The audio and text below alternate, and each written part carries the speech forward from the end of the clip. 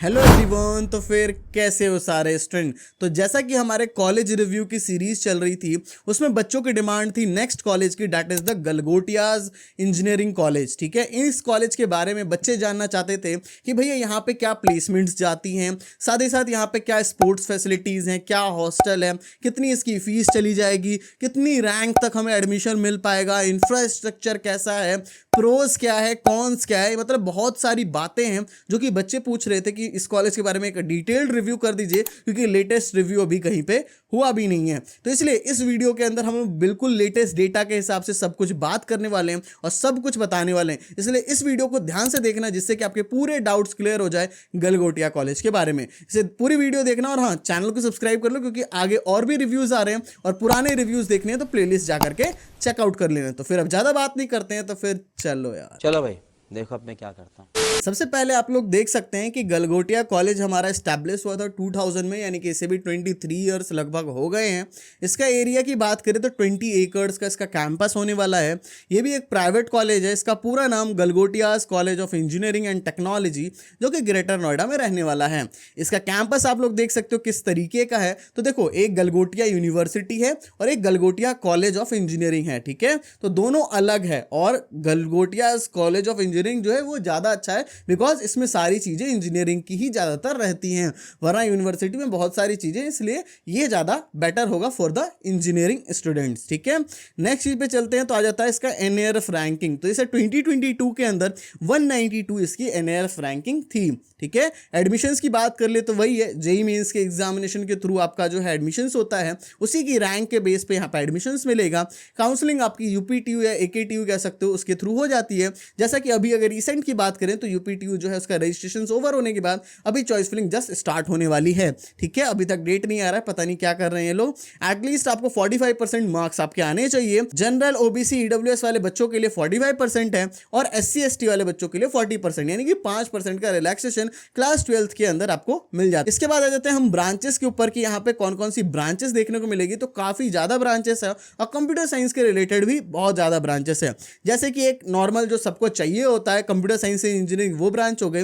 अब इसके स्पेशलाइजेशंस हैं। तो देखो, स्पेशलाइजेशन में पहला स्पेशलाइजेशन हमारा जाता है कंप्यूटर साइंस एंड इंजीनियरिंग के साथ AI एंड ML, जो कि आगे आर्टिफिशियल इंटेलिजेंस का ज़्यादा ज़माना आने वाला है, तो इसलिए artificial intelligence and machine learning आपको देखने को मिल जाएगा। साथ ही साथ CSE के साथ हमारा डेटा साइंस जो स्पेशलाइजेशन है वो देखने को मिल जाएगा। CSE के साथ ओनली आर्टिफिशियल इंटेलिजेंस जो है वो वाला भी स्पेशलाइजेशन देखने को मिल जाएगा।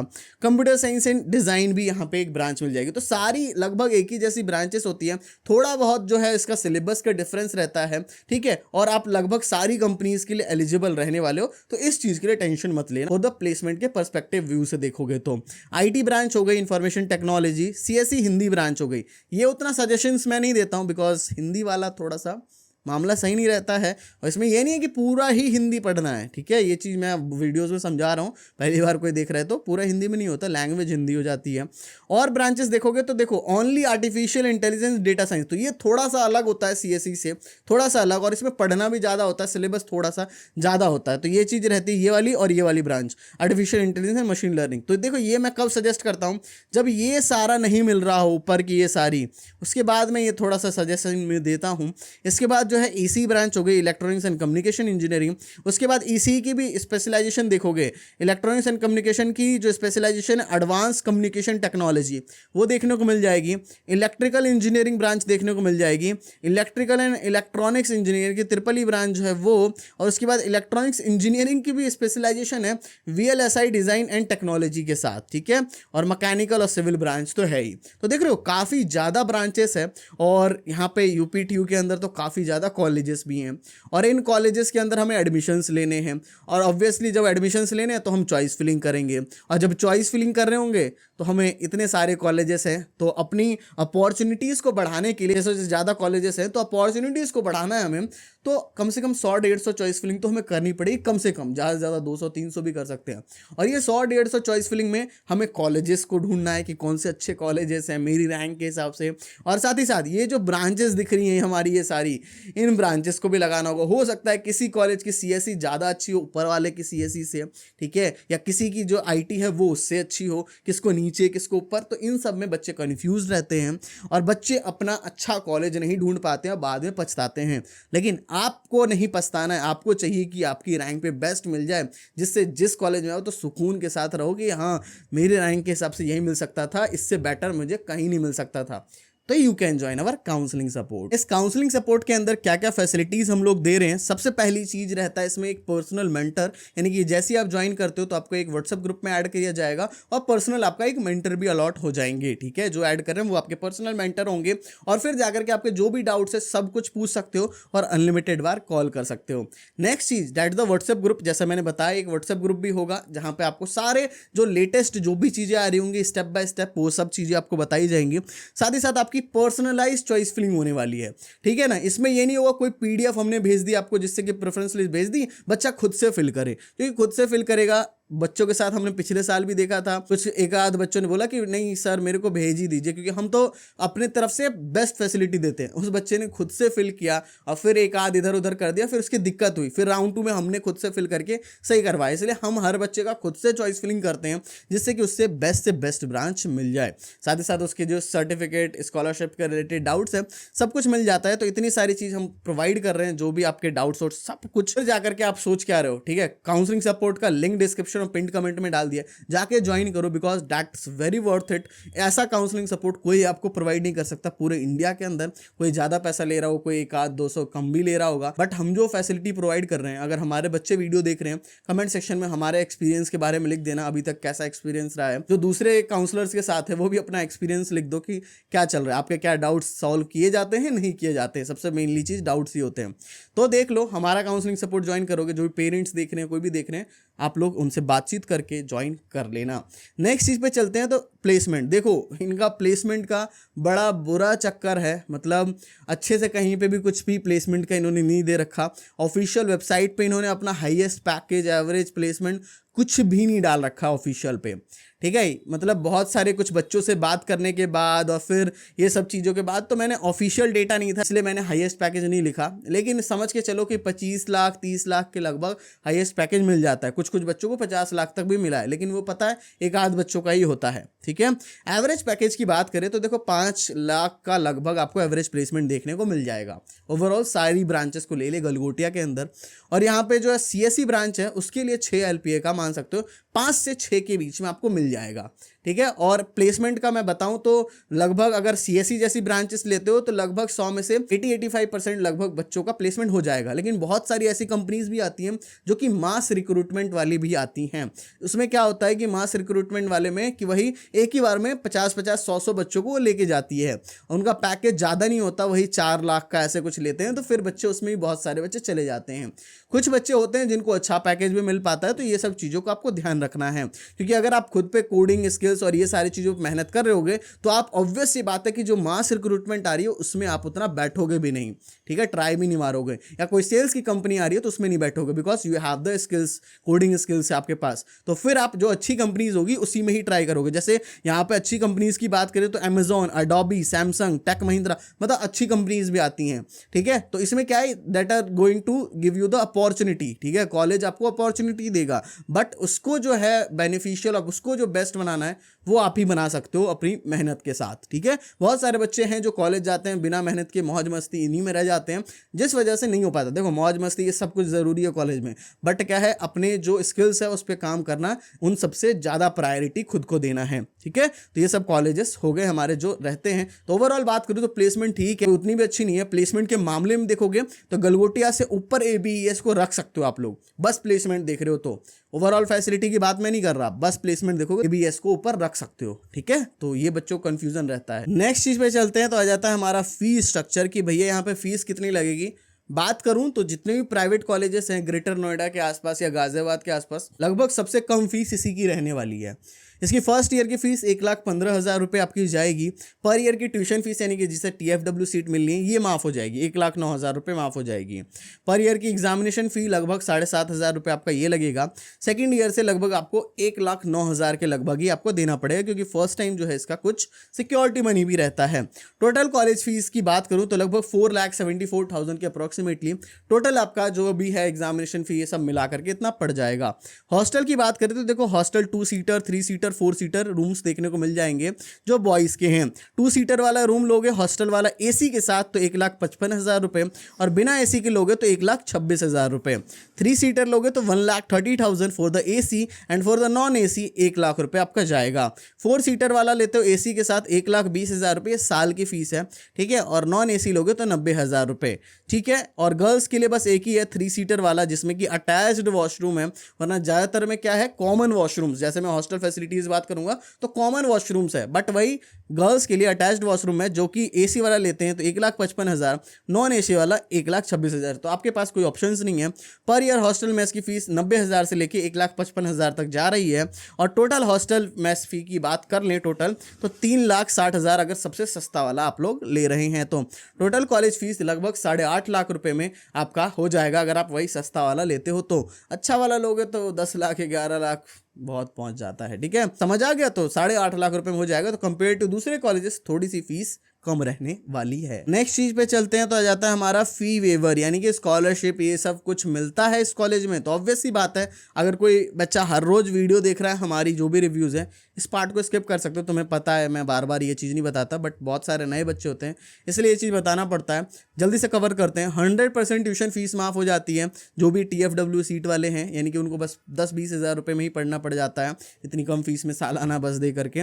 यूपी गवर्नमेंट की स्कॉलरशिप भी होती है, ठीक है, और वहाँ पे आपको 50-60 हज़ार रुपये लगभग मिल जाएंगे। सेंट्रल गवर्नमेंट की स्कॉलरशिप होती है जो कि NSP पोर्टल आप सर्च मारोगे तो वहाँ पे जाकर के आप लोग कर सकते हो। वहाँ पे क्या होता है बस यूपी गवर्नमेंट से थोड़ा सा कम मिलता है स्कॉलरशिप का अमाउंट, ये रहता है। कनेक्टिविटी की बात करूँ तो इंदिरा गांधी इंटरनेशनल एयरपोर्ट है 47 किलोमीटर्स की दूरी पे। न्यू दिल्ली का रेलवे स्टेशन भी है, पास में ही मेट्रो स्टेशन भी है, ठीक है, मेट्रो से उतर के इजीली आप लोग पहुंच जाओगे, ठीक है।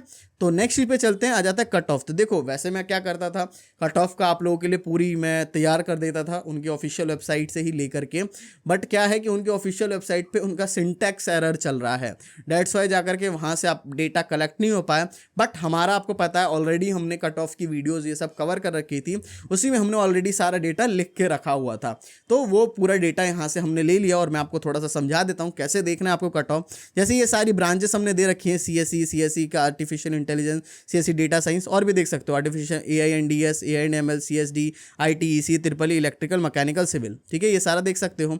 अब देखो जनरल में CSE ब्रांच जो होम स्टेट, ये सारा होम स्टेट है, और ये जो इधर वाला है ये बस हमारा ऑल इंडिया है, और इधर सारे होम स्टेट के सारी कैटेगरी वाइज है, ठीक है। तो जनरल वाले बच्चों को 85,000 तक, EWS वाले बच्चों को 1,15,000 तक, OBC को 1,47,000 तक, SC को 6 लाख रैंक तक, जो मेन CSE है। आर्टिफिशियल इंटेलिजेंस अब मैं जनरल का बता देता हूं और आप लोग ध्यान से देख ही सकते हो, ठीक है। CSE AI 1,23,000 के लगभग, ठीक है। DS जो है 1,28,000, AI&DS है 2,45,000, ठीक है। AI&ML है 2,33,000, CSD है लगभग 3 लाख, IT ब्रांच जो है 1,55,000, EC ब्रांच 6.5 लाख। तो देखो मेरा सजेशन IT तक ही रहेगा, ठीक है।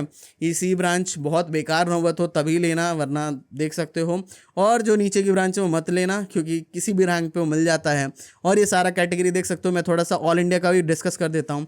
CSE ब्रांच 75,000 तक मिल जाएगा, CSE AI जो है 98,000 के लगभग, DS जो है 1,02,000, AI&DS 1,34,000 के लगभग, AI&ML 1,45,000, CSD 1,47,000, IT branch 1,07,000, EC branch लगभग 1,73,000, ट्रिपल ब्रांच लगभग 5 लाख की अप्रॉक्सीमेटली, इलेक्ट्रिकल जो है 4,62,000, मैकेनिकल वही 4 लाख के आसपास, सिविल तो भैया 8 लाख रैंक तक भी मिल जाएगा, ठीक है। तो यहाँ देखो बहुत ज़्यादा रैंक पे कॉलेजेस मिल रहे हैं जैसा कि आपने देख लिया, बट वही है सही से नहीं चॉइस फिलिंग होगी फिर नहीं मिल पाएगा, तो बाद में मत कहना। नेक्स्ट चीज पे चल जाते जाते हैं तो आ जाता है हॉस्टल एंड मेस, क्योंकि देखो हर हॉस्टल और मेस लगभग सारे जो कॉलेजेस हैं लगभग सेम ही है। तो मैं बता देता हूँ क्या क्या है।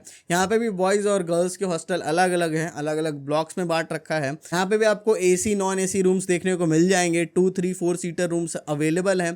टोटल अकोमोडेशन मुझे मिल नहीं पाए, लेकिन लगभग शायद 900 या उससे ज़्यादा भी बच्चे रह सकते हैं। ठीक है, वाईफाई की फैसिलिटी अवेलेबल है। ठीक है, और कॉमन वॉशरूम्स हैं, लॉन्ड्री की फैसिलिटीज़ हैं, इंडोर गेम्स खेलने के लिए यहाँ पे दे रखा है, जिम भी प्रोवाइड कर रखा है, कॉमन TV रूम भी है जहाँ पे आप लोग जा करके आप मौज मस्ती कर सकते हो। यहाँ पे खाने में भी यहाँ पे भी 4 मील्स मिल जाती है, कैंटीन अवेलेबल है, मेस फूड ठीक ठाक सा है। ठीक है, तो ओवरऑल हॉस्टल एंड मेस ठीक है, मतलब बढ़िया है, कोई उतना बेकार सा नहीं है। और जितने भी कॉलेज है ना यहाँ पे गाजियाबाद और ये ग्रेटर नोएडा वाले, सबका लगभग हॉस्टल मेस बढ़िया रहने वाला है। स्पोर्ट्स की बात करें तो आ जाता है badminton courts, cricket, hockey, volleyball courts, मतलब बहुत सारी चीज़ दे रखी है। फुटबॉल के लिए खेलने के लिए, बास्केटबॉल के लिए, जिम विम भी प्रोवाइड कर रखा है कॉलेज के अंदर, that's very good. Indoor sports खेलना है, TT यानी कि टेबल टेनिस, चेस, कैरम, तो ये सब चीज़ है। ठीक है, कोई कमी नहीं मिलेगी इन सब मामलों में।